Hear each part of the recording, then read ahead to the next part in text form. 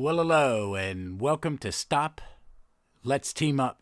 This is a little special. I'm on a vacation and doing some heavy comic reading kind of episode, and I wanted to talk about something that I'm reading. And it ties into one of my favorite superhero teams, this Justice Society of America, and one of my favorites, what I consider the greatest solo superhero story ever, the James Robinson Starman in the 1990s. And that is, I want to talk about Jack Burnley.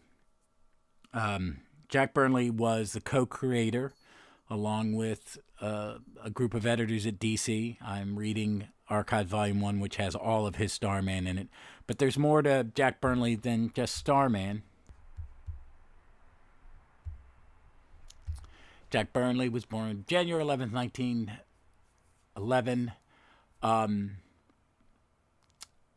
Began his career at King's Features Syndicate, then went on to do some advertising. He was a freelancer, did some single-page fillers for DC Comics, and then he was given the assignment, and he did his first published cover was World's Fair 1940, aka World's Fair Comics #2, the first cover to portray Superman, Batman, and Robin together as a trio. He went on to do some uncredited work on Superman in Action Comics until 1947. That has been collected in Superman Action Comic Archives Volumes 2 and 3, if you're looking for it. In addition, he penciled over 100 covers. He also wrote a little bit. But what he's most famous for is Starman. And that's not how I know him. That's how I know him as a creator, really. Specifically, I'd heard of him because I read other Starman, and my brother would say, "Oh, this guy Jack Burnley drew some of the best Superman," and he would show it to me, and I go, "Yes, you're right," and stuff like that. But I hadn't done a deep dive until I got these archives a couple years ago. I bought them both. They were a steal on eBay. They're kind of expensive now, but I hadn't read it. And I'd read some of them. I jumped in and out. I found the Mist one. I read that. But this is the first time I'm kind of barreling through this. And I'm so taken by the art. It is absolutely stunning. It is very much of the style. I would equate it with Hal Foster or Alex Raymond's Prince Valiant or Flash Gordon. Buck Rogers. I mean, that's what it invokes in me when I read it. I think it's is he as good as them? If he had been given a strip and all the time in the world to draw it, I think it would have been a masterpiece. I mean, he is pumping out. These are comic books, and it's pulp, but it's beautiful. The stories are great, and I just before recording this. Read his introduction to Starman, the Golden Age Starman Archives Volume 1, and it was amazing. The book is worth that. And he is very honest about stuff, and he's got a good recollection of it. He is no longer with us. He passed away several years ago. But I do want to talk about his art in here. I find it absolutely stunning. Let's get back to that. I'm looking at the Dr. Doog in the very first story. It's a great design. They use him again in an All-Star Squadron villain. They use him in an issue there. The comics are dynamic.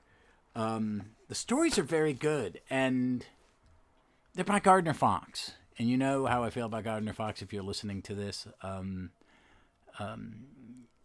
I want to quote something.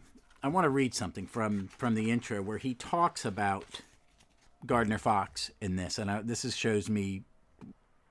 It just shows the character of the man. So here we go. The writer of the first Starman story remains a mystery. There was no name on the script, and when I questioned Murray Boltinoff in 1992, he said he couldn't recall who wrote it. One thing is certain: it was not Gardner Fox, who, to my knowledge, had nothing to do with the creation of Starman. I rewrote the last part of the story, introducing a villain I called Dr. Doom. The editors, for an unknown reason, changed his name to Dr. Doog. The rest of the stories in this volume were written by the prolific Gardner Fox and award-winning science fiction writer Alfred Bester, who wrote the classic Mist story that was reprinted in DC's Greatest Golden Age Stories Ever Told. In a previous article on Starman, in Robin Schneider's A History of Comics, I made a disparaging remark about the scripts, saying that they were only average at best. I wrote this in 1992, 50 years after the event, and I had only vague recollections of the stories. Now, after rereading them, I want to retract my criticism. I agree with historian Ron Goulart. In the reference to Starman, he mentions good scripts by Gardner Fox, interesting fantasy stories in which the red-clad Starman meets invisible men, mad scientists who make their victims teeny-weeny, and a host of other challenging villains. Paradoxically, the popularity of a superhero is dependent upon the quality of his opponents. Villains play an important part of the success of comic feature. Batman's two most famous villains, of course, are the Joker and Penguin, who deserve much of the credit for his immense popularity.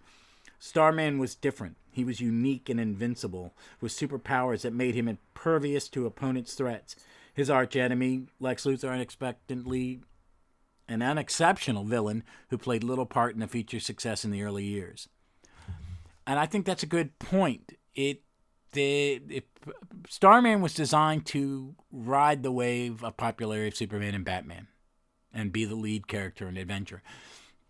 And it doesn't really succeed in the publisher's eyes. I can compare these to the early Superman and Batmans, yes, and they're a little less, and there is no great supervillain. I think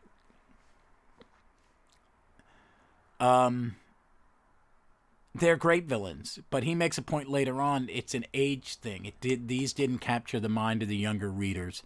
But I, as 57 years old, and if I read this as maybe an adolescent or someone reading these in the 40s, a little older, they would be more up their speed. But the average age reader of a comic reader back then was probably 8 to 12.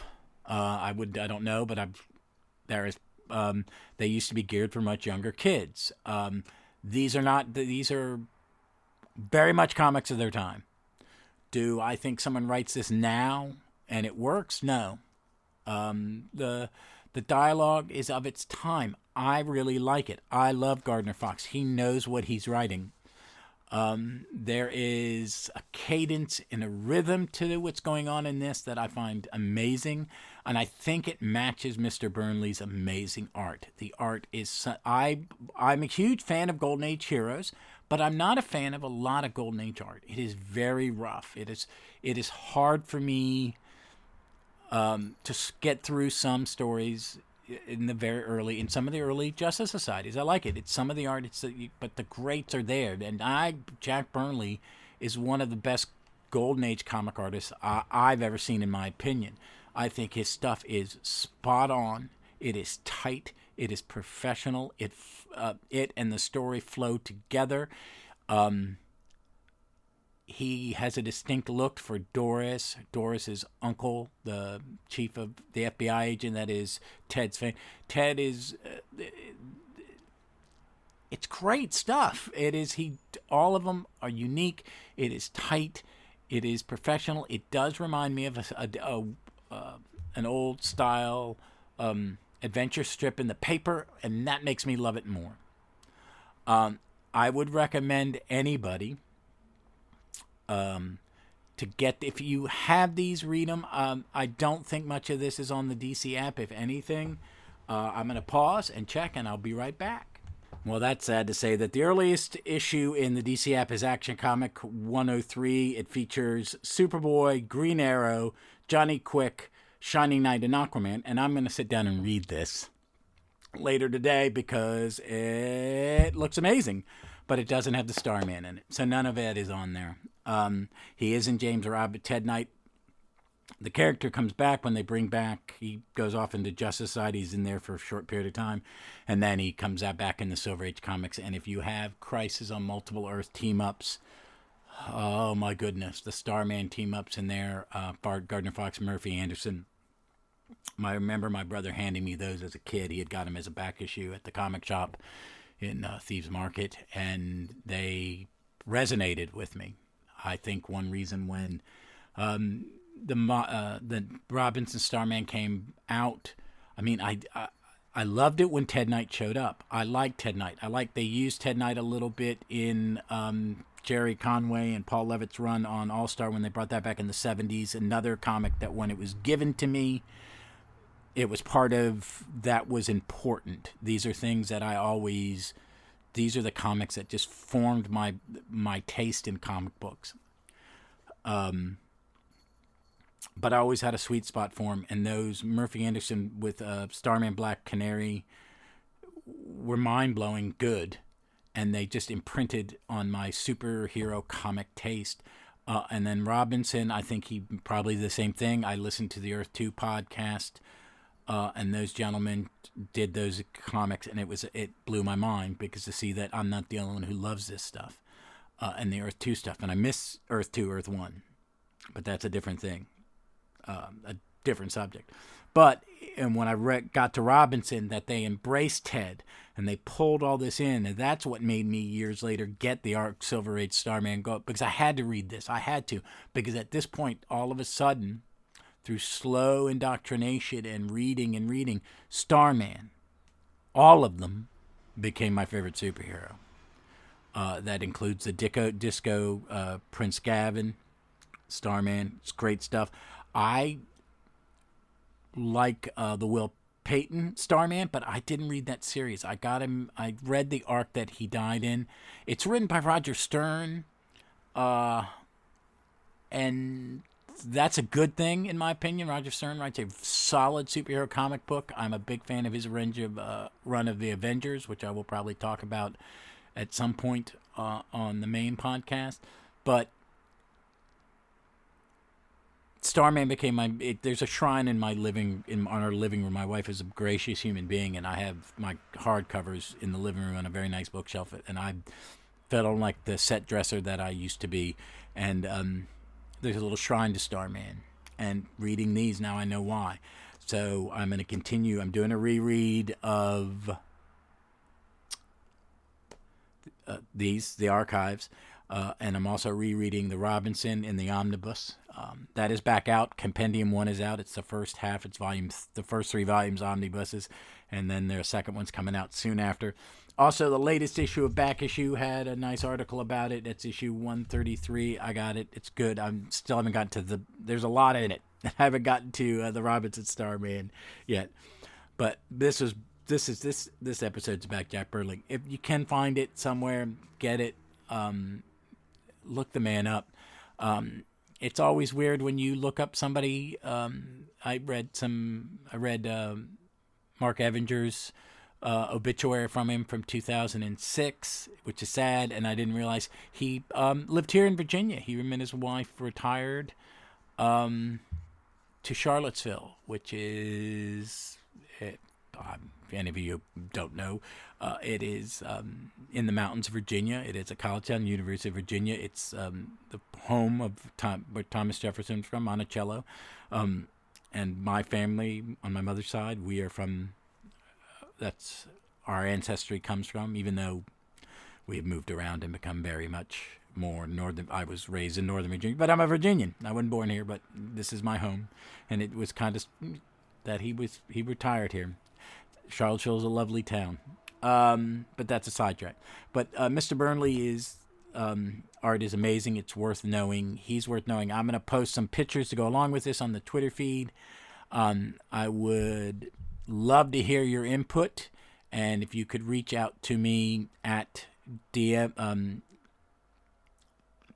If you're a friend, you can direct message me anything you want to say about it. Jump on the feed and let us know what you think of this episode. I'd love it. And share what you know about his art, or give me a name of another artist from the Golden Age or from your early comic fandom that you feel the need to have their song sung, or their praises shouted out, and which is what I'm doing here for Mr. Jack Burnley.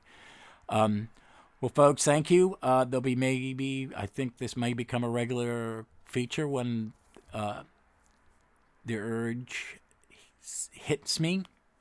Put this artist spotlight on Jack Burnley. I just felt I needed to talk about it. I'm taking a week off from work and clearing my head after 2.5 years of craziness in healthcare. And some of that is reading comics again and getting that joy back in my life. So, as always, folks, be good, be smart, read some comics.